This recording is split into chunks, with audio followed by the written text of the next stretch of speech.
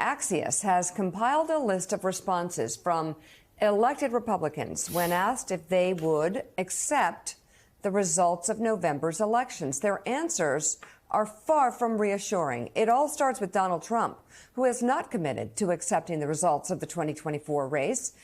Senator J.D. Vance told CNN's State of the Union yesterday that he'll accept the results if they're, quote, fair and free. In February, he told ABC News that if he were vice president in 2020, he would have told states to submit alternate slates of electors and let Congress decide. Senator Tim Scott dodged 8 times when Meet the Press host Kristen Welker asked if he'd accept the next election's results, calling it a hypothetical question. Congresswoman Elise Stefanik said she'll accept results if constitutional, but also said the 2020 election was not because of COVID-era changes to voting. Senator Lindsey Graham told Meet the Press on Sunday that he'll accept the results if there is no massive cheating. And Congressman Byron Donalds will accept the results if he thinks they're fair and if states follow their own laws. Joe, I'm going to send this right to you. What do we do with this? I mean, how are voters supposed to process this information? Well, you've got one party that says they'll accept the results of the election if they like the results of the election. They say things that are all very subjective if they think it's fair. And we can go back to 2020 to see where you had members of the Trump administration who were responsible protecting voting in 2020, saying it was the safest election, the cleanest election in American history. Mm-hmm. And into that, with that background, you've had Republicans who've refused to accept the results. So it's all subjective. If they like the results, they'll accept the results. If they don't like the results, they won't accept the results. Let's bring in Donnie Deutsch. He's the host of the podcast On Brand with Donnie Deutsch. And it's a great podcast, by the way, Donnie. You also, of course, an ad legend, advertising legend, a branding legend. Let's talk about the Republican brand here. We don't need to engage in hyperbole. The peaceful transition of power has been the guarantor of American democracy, of Western democracy for centuries, where the loser accepts the results. And we've seen, in our lifetime, we saw Al Gore do it in the most extraordinary way, the most dramatic way. It's putting country over party. And so, here we have a vote. We're going to have a vote this fall. And I know a lot of Republicans, John Meacham would call them Peter Millar vest-wearing Republicans, who just want to pretend that it's Bob Dole against Bill Clinton. They're going, well, I just always vote for a Republican. No, this year, you're not just voting for a Republican. It's a vote for a candidate who doesn't believe in the most basic principles of American democracy. And we could go down the list, but I really don't want to waste my breath on it because everybody knows about it.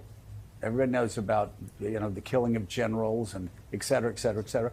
But you have Republicans, those Peter Millar vest-wearing Republicans who want to say, it's just like, it's Republicans and Democrats. What's the difference? No, it's a vote actually for somebody that does not subscribe to the most basic precepts of American democracy against a candidate who does. And it's really that simple, Donnie, isn't it? It is. We've said many times on the show, when an authoritarian tells you what they're going to do, you pay attention to him. Well, now his followers are telling you what they're going to do, so you pay attention to it. And for anybody, and Joe, you can tick off the list. We can all tick off the list, whether it's no longer a free election, whether it's a weaponized Justice Department, whether it's an independent Federal Communications Commission, on and on and on. We can go.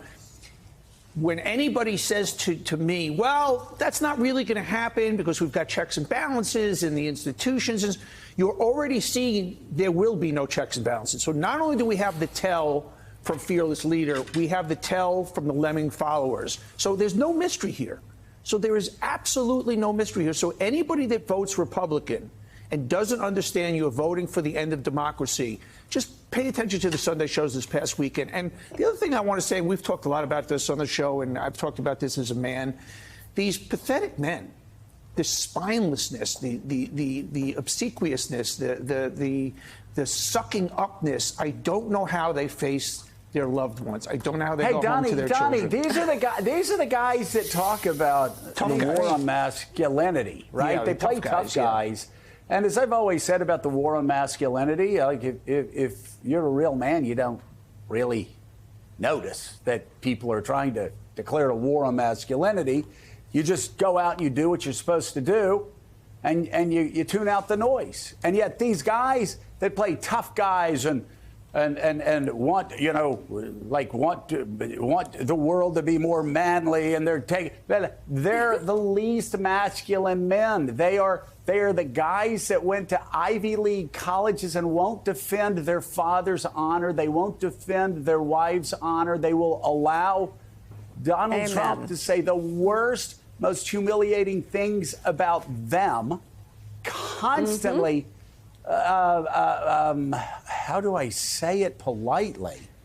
Just obsequiously. Don't use the word. Don't use the word, Joe. Don't do it. I used it once. I got in a lot of trouble. No. Don't do it. Yeah. But we know. They just. I can't say it. He undermines them and he humiliates them, and they just come back for more. And they're the ones writing books about manhood? Give me a frickin' break. Yeah. It is. I just can't understand. I don't know if these guys had their lunch money taken growing up. I don't know what it is. I keep thinking about Josh Hawley prancing across the Capitol during the siege there. But these are, the irony, and you bring it up about them talking about the male under siege in this country. You guys are not setting an example for what it means to stand up and be a man. No, they're not.